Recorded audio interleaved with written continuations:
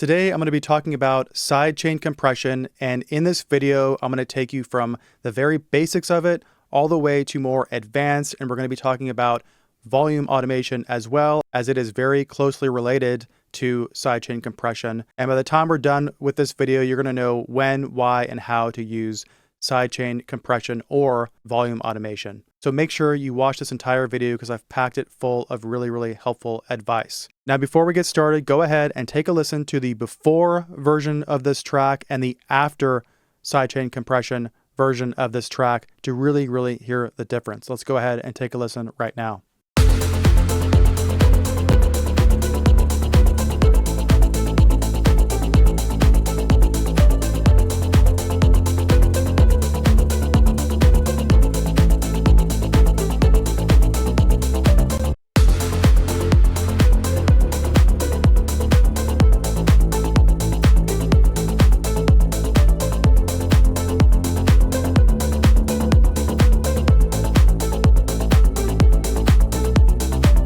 Okay, so the difference there is a little bit more subtle. Nowadays in EDM, you don't hear a lot of the really crazy pumping and breathing that we used to hear back in the early 2010s, because now the main point of sidechain compression and volume automation is really to ensure that the kick is popping through the mix, as well as kind of ducking certain elements more than others to ensure that the more prominent elements you want in the mix stand out. And so I'm going to go ahead and we're going to work our way up. We're going to start from the bottom, show you how to set up some basic sidechain compression, and then we're going to talk about using a multi-band compression and volume automation as well. So I'm just going to go ahead and work my way from the bottom up.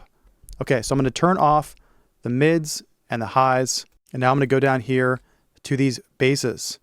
And I like to layer my basses, but in case you're just working with one bass, like maybe you're using Tech House or something, what I'm going to do is I'm going to go ahead and I'm going to turn off this bass, and then now I'm just working with this bass right here.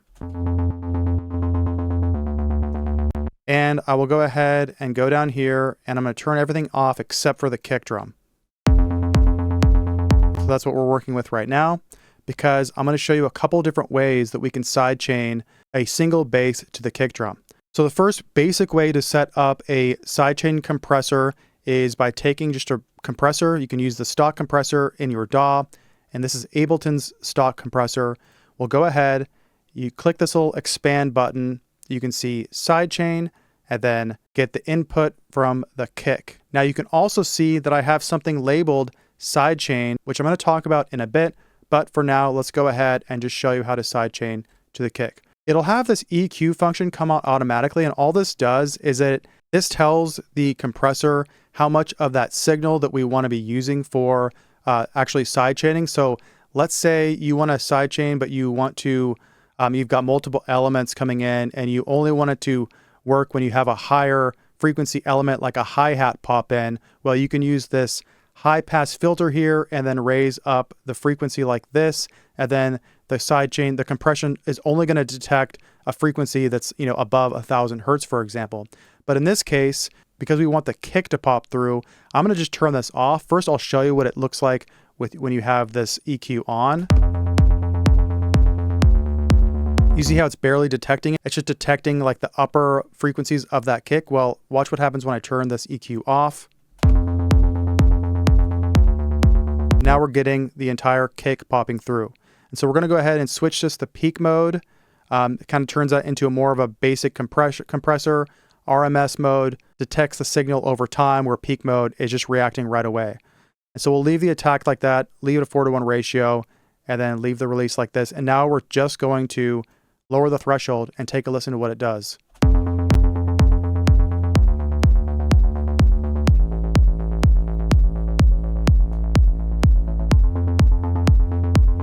And there you go. We've got sidechain compression. It's really as simple as that. What you can do is you can play with the attack time and the release time to get different effects that you want. I like to usually have a pretty fast attack time. Let's go ahead and take a listen. And then if you have a faster release, it is going to cause it to distort.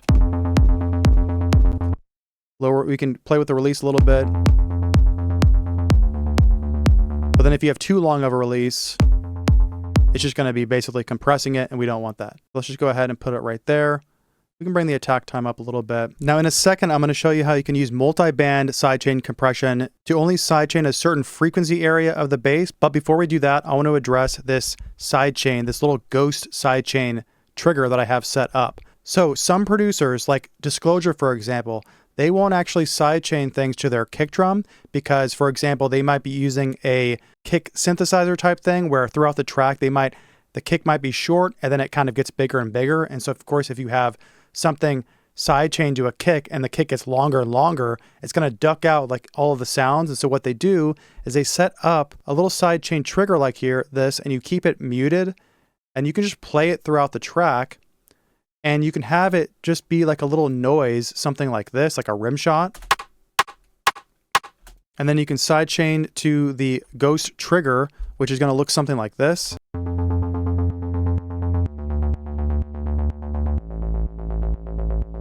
And some producers like this because it gives them more control over the sidechaining. They're not restricted to just doing, because you might have a different kick drum for each track, but maybe you can use the same little noise, a quick like rim shot or a click noise that you can use to sidechain different elements, and it works the same way. Some producers just like doing this because they feel like they have more control over it. Most of the time, I just sidechain things to the kick drum, but I will have this set up just in case because I do like to do this from time to time. So that is an option that you should explore, just having a little click that's muted that you can play, that you can sidechain different elements to, and that also works really well. Okay, now let's say you're making tech house or something and you just have one bass by itself. You want to make sure that the lower sub frequency part of the bass isn't interfering with the main low thump of the kick. Well, here's how you can do that.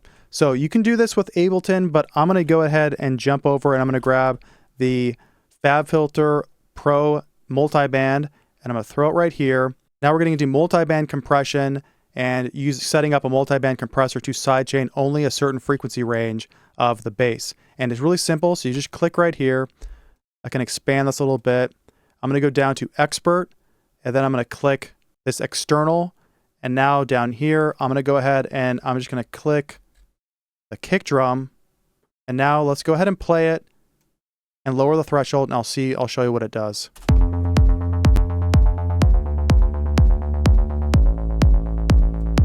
So this bass that I chose might not be the best sounding example for this, but at least visually you can see what it's doing.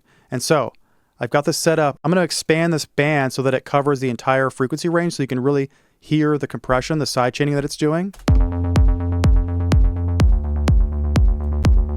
Let's go ahead and make it a quicker attack and actually make the knee a little bit harder. Raise the lick ahead time a little bit. So now you can see I've got it ducking the same way that when we had the Ableton compressor set up. Now I'm ducking the entire bass. Well, now I can just go ahead and slowly. So this is a great way to ensure the kick is popping through without ducking the entire bass. And so if you want to have the bass heard more, if you're just working with one single bass, this is an option that you can do. And I'm also going to show you how we do this on groups of higher instruments in a little bit, but this is something that you can do where it really just makes sure that kick's popping through, but you're not also completely ducking out the bass or whatever you're trying to sidechain. Okay, let's talk about volume automation now, and then after that, I'm going to go through the entire track and then just show you how I like to sidechain pretty much everything to the kick to really ensure that I'm ducking out certain elements and making sure other elements are heard more clearly. I like to layer my basses. It works out well for the music that I like to make. So I've got three basses here. I've got this sub pluck, and I've got, the middle pluck, which I have to turn down now that these are all layered. And then this higher pluck right here. What I like to do on my sub pluck, I like to use something called Kickstart. And what Kickstart is, it's a $15 plugin that it's really great. It's just an awesome plugin. And it just makes it so easy to make sure that your kick and your bass aren't interfering with each other. And it's nice because you can visually see what it's doing. And so you can set this up a couple of ways. You can have it on sync where it's just ducking out the frequency to the beat, or you can have it triggered kind of like a sidechain compressor. You can have it triggered by the audio that comes through. And so in this case, I will have the kick that's popped through. So go ahead, and this is the sub right here. Go ahead and check out what it's doing. Now if I turn this off, And the cool thing is you have these different options where you have these different options, these different curves. I like to just find one and then make it pretty short, because I just want that kick to pop through. I usually have really short kicks, kick hits, and it pops through and the bass ducks out, but I don't want to do it too much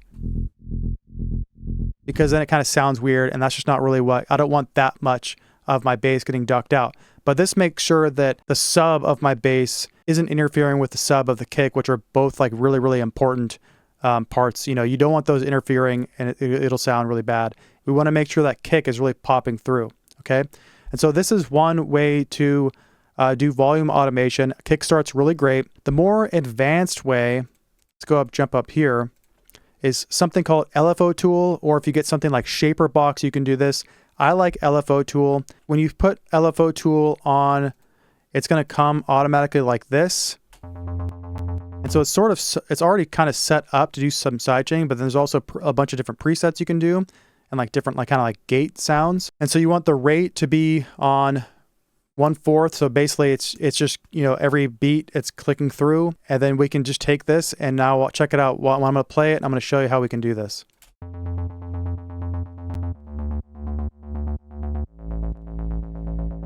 So you can have it to where you barely hear it at all, to like a really heavily ducking sound. And the neat thing that you can do too is if you hear that like clicking sound,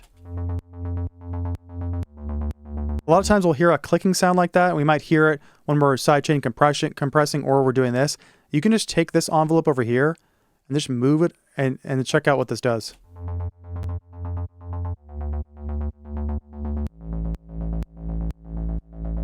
So now it's doing exactly what we want, but we don't have that nasty clicking sound.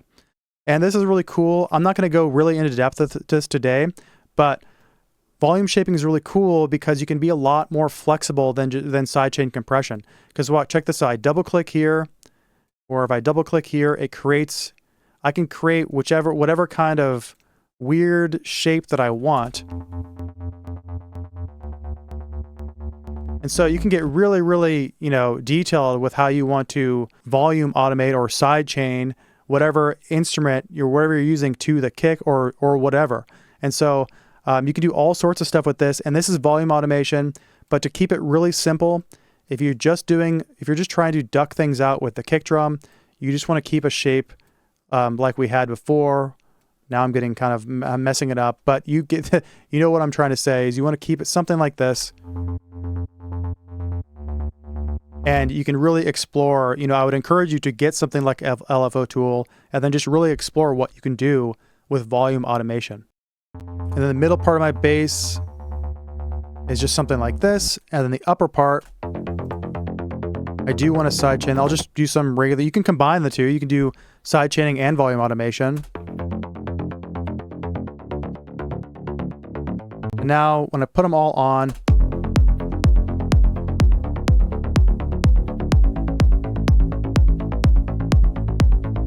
you can hear that the kick punches through really nice, and yet you can hear the upper parts of the bass that I really want this to mostly be heard, but then the sub, of course, is important too.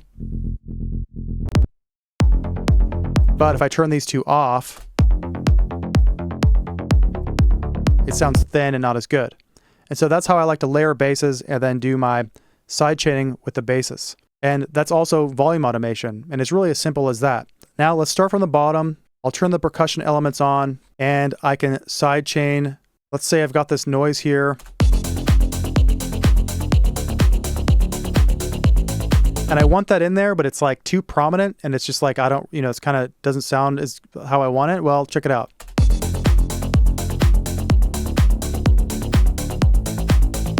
I've used sidechaining to really duck this out, and so I can still hear it back there, but it's not like overpowering and it doesn't sound bad. You can do this throughout your whole track. I've got this loop here. I just quickly have it duck a little bit versus like this.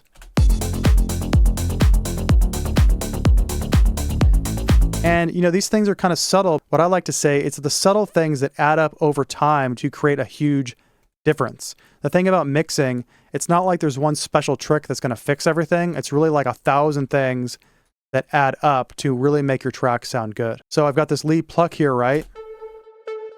Well, I'm not going to want that to be sidechain too much, because let's go ahead and take a listen. If I have it like really sidechained, now I can't even hear it. So what I can do is I can just barely do it like this, or even turn it off.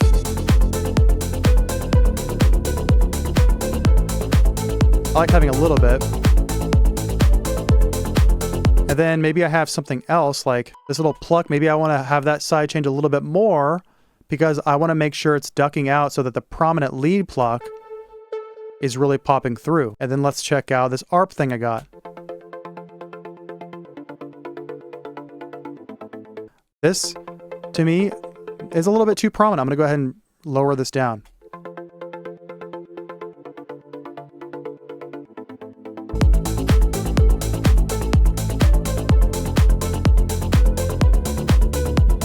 So really, the way you can think about sidechaining is not only are you trying to, make sure that kick pops through, but you can also sidechain things more if you want them more in the background, and you can sidechain things a little bit less that you want to be more prominent, like a lead instrument, lead pluck, for example. And so the last thing I want to do is show you this trick. We did this on the bass before, but you can take this multi-band compressor and you can put it on all of the elements, all the groups of your track, and then you can set it up like this. And I actually learned this. I saw that Julia Borelli, mix engineer, I think she works with artists like huge artists like Anima. I saw that she did this and I thought it was really cool, is you can just set up this multi-band on like different groups of instruments. I don't need to do it on the bass, but like my mids and highs here. And this just really ensures that that kick pops through. Like I think she said in the video I watched, she's all about having that kick like pop through, which makes sense because it's dance music. The kick's like the most important part of the track. And especially if you listen, it makes sense if you listen to a track by like Anima, for example, where it's just like so huge, And so you can take that multi-band and just set it up on groups of instruments. Then it just really ensures that the kick is going to pop through. Okay, so that's it. We've covered everything. I hope this video helps. If you have any questions or comments, leave them in the comments below. And if you've made it this far and you like my teaching style and you're an EDM producer and you really want to nail this and you want to be making professional level tracks, look in the description below. You can grab my free mix training, or you can just book a call with me and we'll get you enrolled in my course, Mix Immersions. It's not only a course, it's a mentorship program. You get some private coaching calls with me, as well as access to the private Discord group. And I'll tell you more about it on the call, but definitely go do that as soon as you can. And I look forward to talking to you soon. All right. See you later.